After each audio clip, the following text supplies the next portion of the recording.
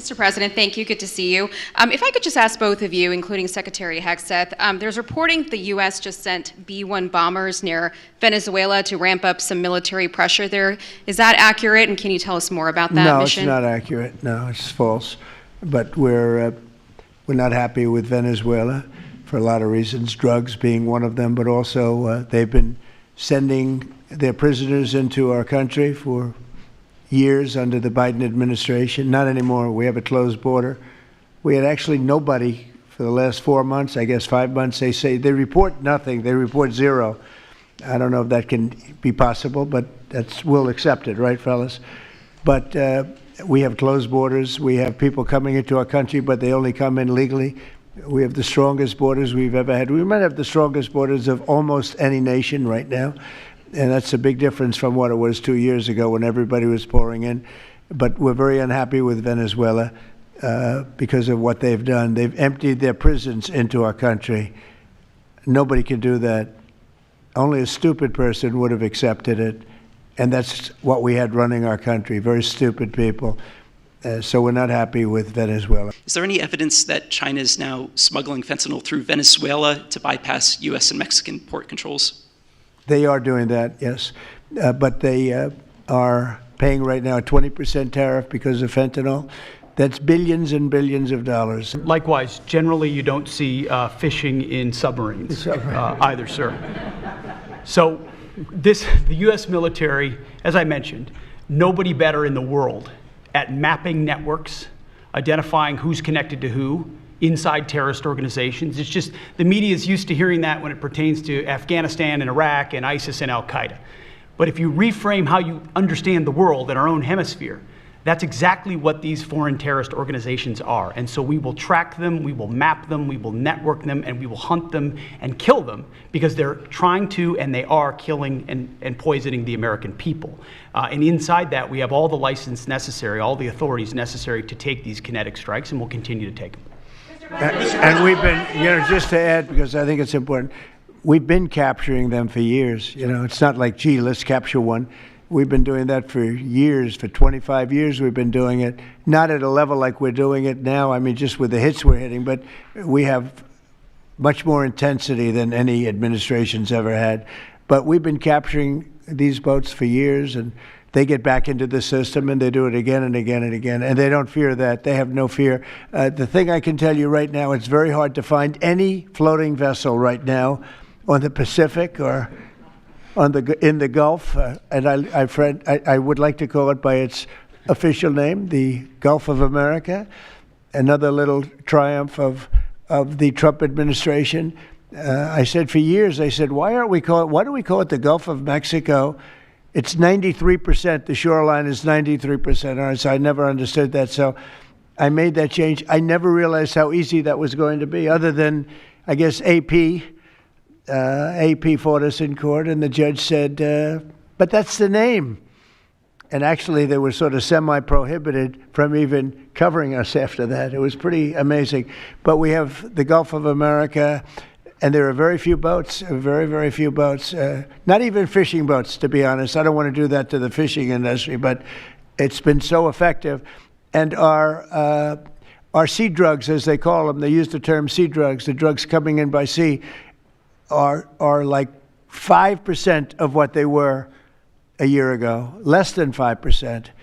So now they're coming in by land, and even the land is concerned because I told them that's going to be next. The land is going to be next. And we may go to the Senate, we may go to the Congress and tell them about it, but I can't imagine they'd have any problem with it. I think, in fact, while we're here, I think it's a good idea, Pete. You go to Congress, you tell them about it. What are they going to do? Say, gee, we don't want to stop drugs pouring in. They're killing 300,000 people a year. I think that's the real number. A moment ago, you said that if Secretary Hegseth went to Congress and briefed them on the operations against we will go, I said. You will go. And we it would will be go. difficult for them to object. I don't see any loss in going. No reason not to. They'll always complain, we should have gone. So we're going to definitely, I'd like to just tell you, let's go. We'll go. And Mr. We're going to tell them what we're going to do, and I think they're going to probably like it, except for the radical left lunatics. And Mr. President, if you are declaring war against these cartels and Congress is likely to approve of that process, why not just ask for a declaration of war? Well, I don't think we're going to necessarily ask for a declaration of war. I think we're just going to kill people that are bringing drugs into our country. Okay? We're going to kill them. You know, they're going to be like dead. Okay? Mr. President. Yeah. Mr. President. Yes, red hair. Thank you. Beautiful red hair. Thank you. I'll tell my hairdresser that. She'll love it. This is a question for both you and the Secretary of War, Mr. Hegseth. Who are you with? I'm with the Center Square. We're a newswire service. With everything that's going on between the narco terrorists in the Caribbean, and then also with more Chinese, Iranian, Russian ships also taking part in Venezuela. Are you have any plans of expanding operations out of Roosevelt Roads, and in fact, placing home porting some ships there? Yeah, go ahead, Pete. We're familiar with the location that you're referring to, and we'll make sure that we're properly displaced in order to deal with the contingency we're dealing with there, and also any ways in which other countries would attempt to be involved also. So we can walk and chew gum. We're definitely keeping our eyes on near-peer adversaries at the same time, but we think sending a message on these cartels, these narco-terrorists, is an important inside our hemisphere, which for far too long, other presidents, as the president pointed out, they've ignored our own backyard and allowed other countries to increase their influence here, which only threatens the American people. We're changing that. On the cartel strategy, hearing you talk about it as a war, hearing Secretary Hegseth talk about defeating and destroying and the comparisons to ISIS and Al-Qaeda, those efforts took American troops being engaged in foreign countries.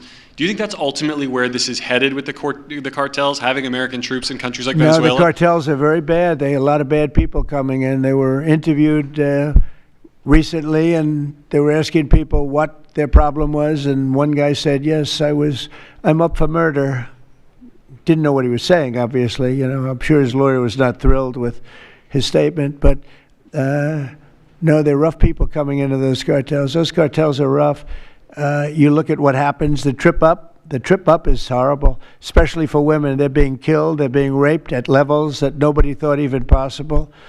In my opening speech, I mentioned that, but in a very light way. I mentioned the word rape. Then I found out that you take a look at what happens in those cartels. It's horrible what's going on. And we're doing the world a big service by just telling them, you know, you don't have too many cartels now because they know when they get up here, they're going to be stopped. Under Biden, they were just flowing into the country. It didn't matter what you were, where you came from, what you looked like, what your record. They didn't check records.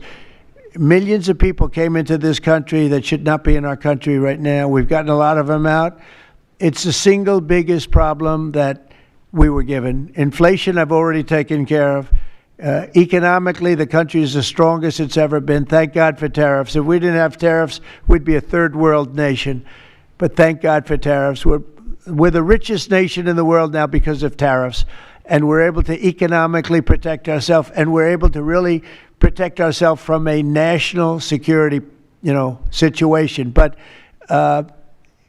we have cartels that, somebody came up with the word cartel. I won't tell you who that person was, but you got a lot of bad people in the cartels. And you could look at a country like Mexico, and I really respect the president. I really respect a lot of the people over there, but a lot of the leadership. But they are in fear in their own country because those cartels are running those countries, okay? And that includes Colombia. Colombia is a drug den. It's a drug den, and it has been for a long time. You got a lousy leader over there right now, bad guy, a thug. But they make cocaine at levels that we've never seen before, and they sell it back into this, and they're not going to get away with it much longer. We're not going to put up with it much longer. Colombia is very bad. Mexico is run by the cartels. I have great respect for the president, a woman that I think is a tremendous woman. She's a very brave woman. But Mexico is run by the cartels, and we have to defend ourselves from that. What we inherited from this past administration is like disgraceful.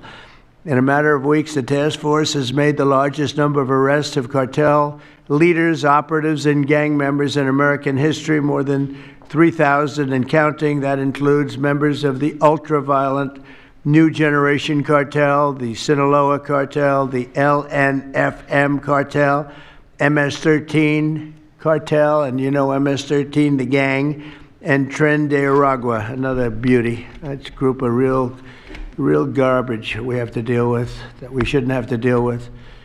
These are, in addition to the massive numbers of dangerous criminals my administration arrested nationwide since January 20th, numbering over 120,000. It's a record, and 120,000 criminal arrests. Thank you very much.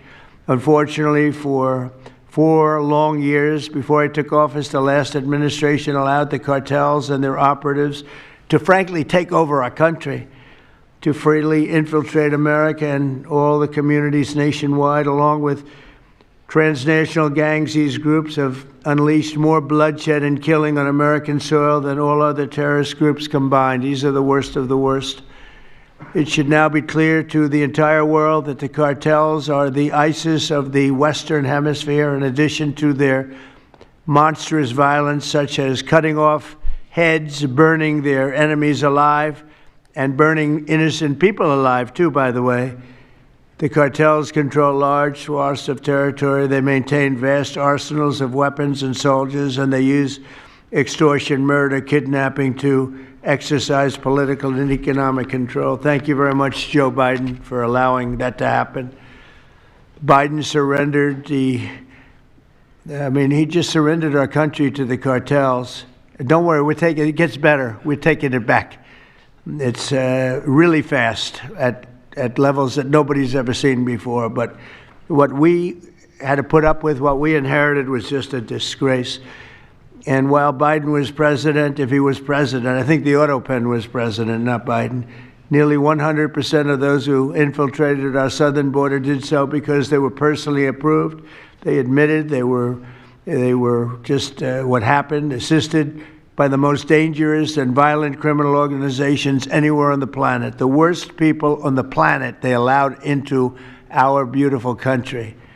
Under the Trump administration, we're finally treating the cartels as the core national security threat that they really are. The cartels are waging war on America, and just as I promised in the campaign, we're waging war on them like they've never seen before. All you have to do is turn on your television and you'll see what's happening to them. Past administrations have tried to mitigate this threat, and our objective is to eliminate it. We're not mitigating, we're eliminating. We're getting them out.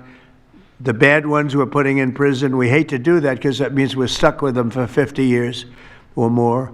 In recent weeks, our Homeland Security Task Force has seized more than 70 tons of deadly narcotics, along with more than 1,000 illegal guns. And that's just recently. This is already the most successful anti-cartel and anti-gang operation in American history, and it's just getting started.